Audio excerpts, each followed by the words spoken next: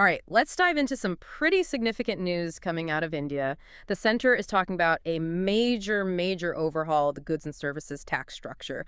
Now, just quickly, GST, that's India's unified indirect tax system, designed to, streamline things across the country.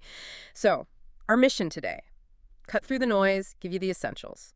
What you really need to know about these proposed changes, we'll unpack the tax slab rationalization, the thinking behind it, and even some related reform ideas from the Standing Committee on Finance. All concise, exam-focused for you. Exactly. This is about getting you those key details, understanding the implications. You make a critical assessment whether you're prepping for exams or just staying informed. Okay, let's start right there. This GST slab rationalization, what exactly is being proposed? Well, the core idea really is simplification. Drastic simplification. They want to move to just two main GST rates, 5% and 18%. Two rates, so the current 12% and 28% slabs. Gone. Exactly. They'd be eliminated under this proposal. Okay, that's interesting. So how does this actually hit the consumer? What does it mean for the price of goods and services? Right. That's the key question. Well, look at this. About 99% of items currently taxed at 12%. They're proposed to shift down to 5%. 99%. Wow. Yeah. And for the higher 28% slab, around 90% of those items would move down to 18%. Only a very small number of things would stay under a super low concessional rate, like below 1%, or face that higher sin tax of 40%. So just thinking about everyday things, maybe stuff like toothpaste, soap, shampoo, they're at 18% now. Could they get cheaper? Potentially, yes. They could shift down, although the details aren't final. And bigger items, too, like you mentioned, white goods, air conditioners. Fridges currently at 28%. They're expected to see lower rates, moving to 18%. But precious metals, gold, silver, they stay put. Correct. They'll likely keep their current special concessional rates, 3% for gold, 0.25% for silver. Those seem stable. Okay, so why? What's the government's rationale here? They're calling them next-generation GST reforms. Right. The official line is lowering the tax burden on the common citizen. That's the primary stated goal.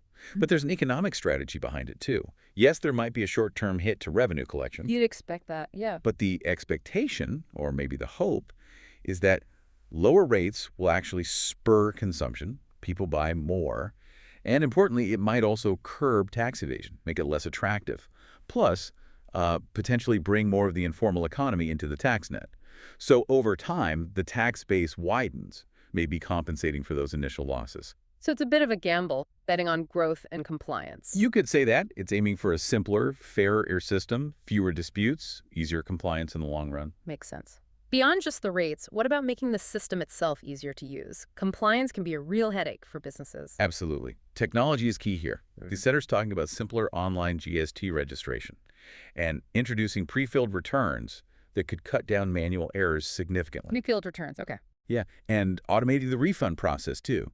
Getting refunds out faster is crucial for business liquidity, for their cash flow. Oh, and also tackling that inverted duty structure. Ah, right, where inputs cost more in tax than the final product. Exactly. Fixing that frees up working capital for businesses, which is always good for investment and growth. Okay, shifting gears slightly, but still on economic reforms.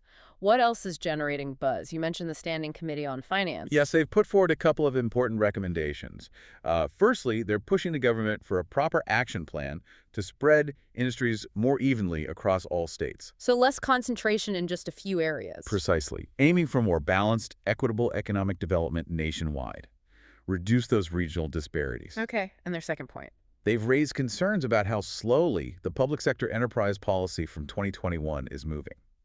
Remember, that policy was about privatizing or closing loss-making, state-owned companies in non-strategic sectors. And the progress has been slow. Very slow. Apparently, no disinvestment of these non-strategic central public sector enterprises has actually been approved since the policy was announced. So the committee is really urging faster action.